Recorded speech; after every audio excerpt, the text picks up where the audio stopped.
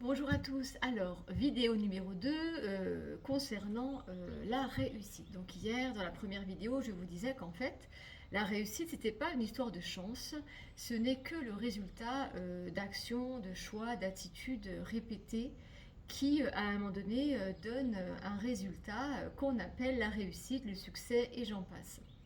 Donc, maintenant, vous avez compris aussi que vous aviez besoin de développer des stratégies pour arriver à obtenir les résultats que vous souhaitez avoir. Imaginez que je ne me suis pas organisée. Alors, imaginez que vous êtes là aujourd'hui. Vous êtes là. D'accord? Vous savez, en fait, dans la vie, il n'y a que des fréquences. Les lignes de fréquence, elles se mesurent, en fait, voilà, on va dire comme ça. Vous êtes là et votre objectif est là. Vous savez, ça peut être, je veux, ça ressemble à rien, désolé. Je veux perdre du poids, je veux un métier plus inspirant, je veux gagner plus d'argent, je veux rencontrer quelqu'un, bref, peu importe ce que vous voulez. Vous êtes là et votre objectif, il est là. Alors nous, en général, on a été conditionnés à se dire, en fait, quand j'aurai minci, quand je rencontrerai quelqu'un, quand, je serai heureux, je serai bien, je ferai ci, je ferai ça. Ben, si on attend que ça arrive, il ne se passera rien. Parce qu'en fait, là, on a ce qu'on vibre. Donc notre réalité, elle vibre à cette fréquence. Elle ne peut pas obtenir ça, parce que ça vibre à une fréquence spécifique. Donc vous êtes là, vous voulez arriver là, vous devez apprendre en fin de compte déjà à avoir les attitudes de cette version de vous qui, dans cette réalité, est capable de manifester ces changements. Donc, pour passer de là à là, il ne faut pas attendre, mais il faut apprendre à développer les stratégies, à faire des choix, à avoir les attitudes de pensée, de croyances émotionnelles qui collent avec cette vie-là. Donc je commence à vivre comme si j'avais déjà tout ça pour le créer. Et c'est comme ça que petit à petit, eh bien, j'y arrive dans la matière grâce à mes actions, mes attitudes, mais aussi grâce au fait que j'ai changé mon énergie. Parce que notre réalité, en fait, elle est le reflet de notre énergie, de notre personnalité, de nos habitudes, de nos choix. En fait, notre énergie, c'est la somme de notre personnalité, des choix qu'on fait, de notre état d'esprit de tout le temps, de nos croyances, de la considération qu'on a de nous-mêmes, de la perception qu'on a de nous, de la perception qu'on a du monde et des autres, etc. En fait, notre énergie, c'est vraiment la somme de tout ce qu'on est. Ok? Et c'est notre énergie qui crée notre réalité. Donc si vous changez votre énergie en imitant celle que vous auriez là, si vous imitez ces choix, si vous imitez le mental que vous avez là, eh bien petit à petit, vous finissez par arriver à ce résultat. Donc, pour réussir, vous avez besoin de développer des stratégies. Et puis, vous avez aussi besoin vraiment de développer 4 éléments majeurs. C'est-à-dire que vous allez devoir apprendre à développer l'idée, en fait, d'apprendre à faire quelque chose que vous aimez faire. Il faut vraiment apprendre à faire quelque chose que vous aimez faire par rapport à votre métier, par rapport à ce qui peut vraiment vous inspirer en fait. Tout ce que vous souhaitez changer, améliorer, vous devez vraiment partir sur quelque chose que vous aimez faire. Ensuite, vous devez apprendre à développer quelque chose pour lequel vous êtes bon en fait. Et ça, vous savez, on s'améliore par la pratique. Donc vous devez apprendre à développer, à faire quelque chose pour lequel vous êtes déjà bon. Ensuite, pour réussir, vous devez vraiment développer quelque chose qui va servir le monde, dont le monde a besoin. Et quatrième et dernière chose, vous avez besoin de développer quelque chose qui va vous permettre en fin de compte d'être rémunéré pour en vivre.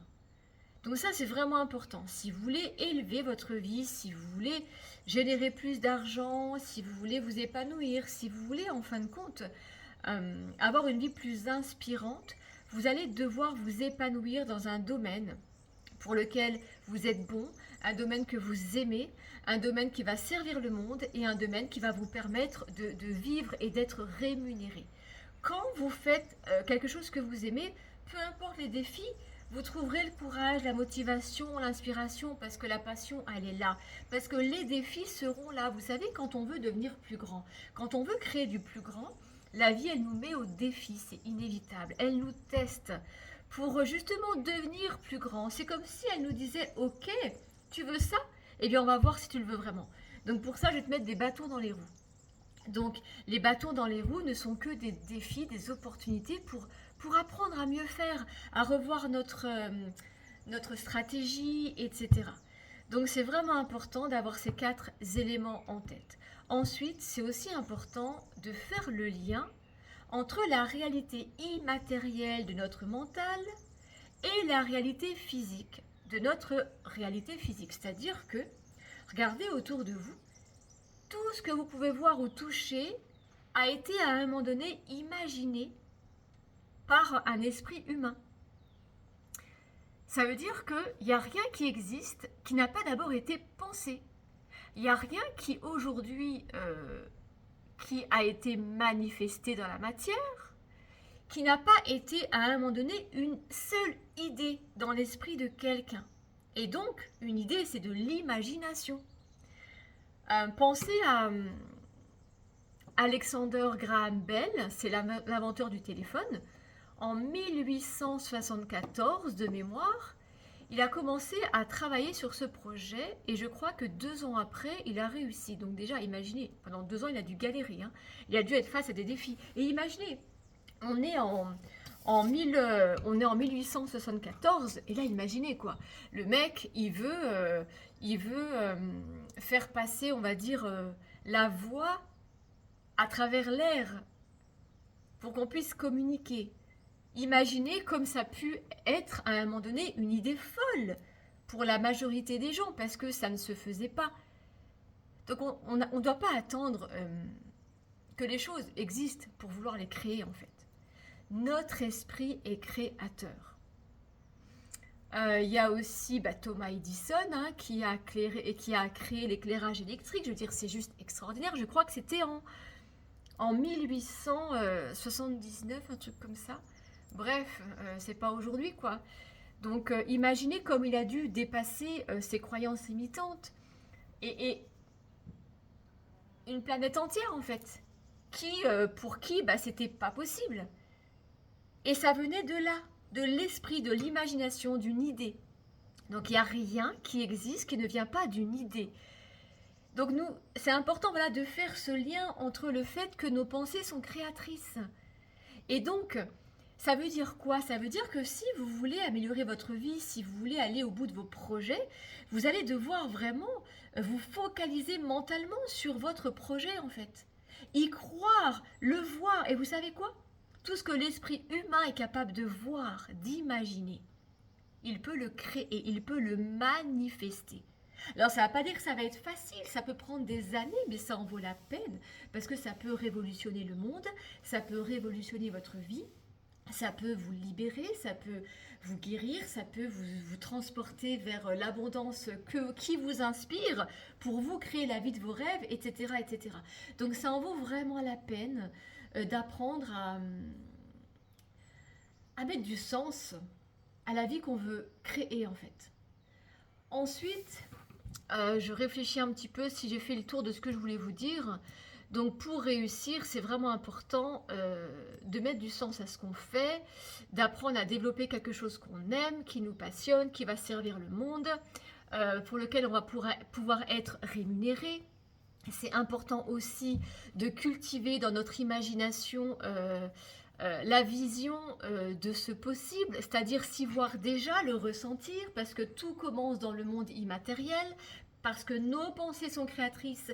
Et vous savez, les pensées, elles se transforment en chimie dans le corps. Donc, ça veut dire quoi? Ça veut dire que quand tous les jours, je suis focus sur ce que je veux créer, qu'est-ce que ça va m'apporter? Ça va déjà m'apporter au niveau chimique un état d'être inspirant. C'est-à-dire que ça va être, je ne vais pas procrastiner en fin de compte, ça va être tout l'inverse, ça va me porter, ça va être moteur, donc je vais me lever, je vais faire des bons en avant, je vais être porté par un élan en fin de compte, l'élan de ma passion, l'élan de ce en quoi je crois, et face aux défis qui seront là à un moment donné ou à un autre, eh ben, j'aurai l'énergie de les contrer plutôt que de me laisser abattre et d'arrêter sans avoir même commencé.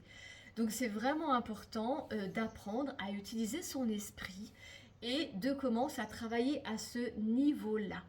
Travailler au niveau de la réalité immatérielle dans notre mental pour que ensuite la réalité physique le reflète petit à petit. Et c'est vraiment à travers des actions répétées qui demandent persévérance, qui demandent de la discipline, qui demandent du courage, qui demandent de la foi. Faut croire en soi, faut croire à son projet, sinon il ne se passera rien.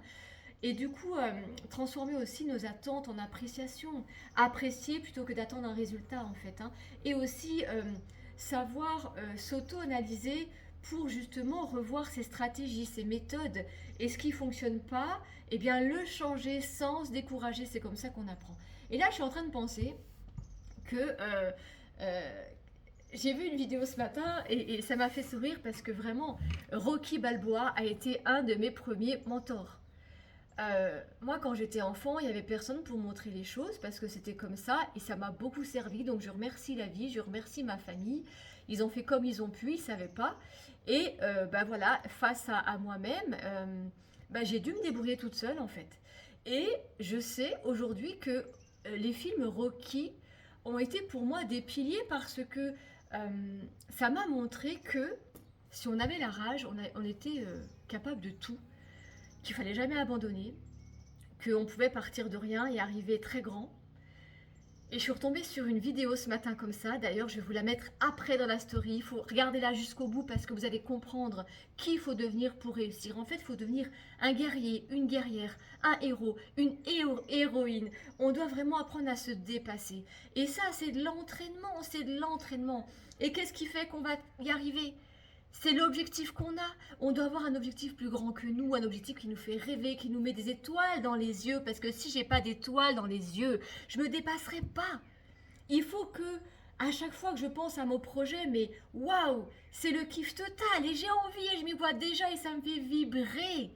Et c'est ça qui va faire qu'il n'y a rien qui va m'arrêter. Donc, on doit s'auto-coacher, on doit devenir son propre mentor pour se mettre des coups de pied aux fesses quand on a besoin, s'encourager, se féliciter, se pardonner, s'analyser, se réconforter, se soutenir, se booster, et j'en passe. Mais vous avez des choses à faire en fait. Il n'y a pas un seul humain qui est dénué de talent sur Terre.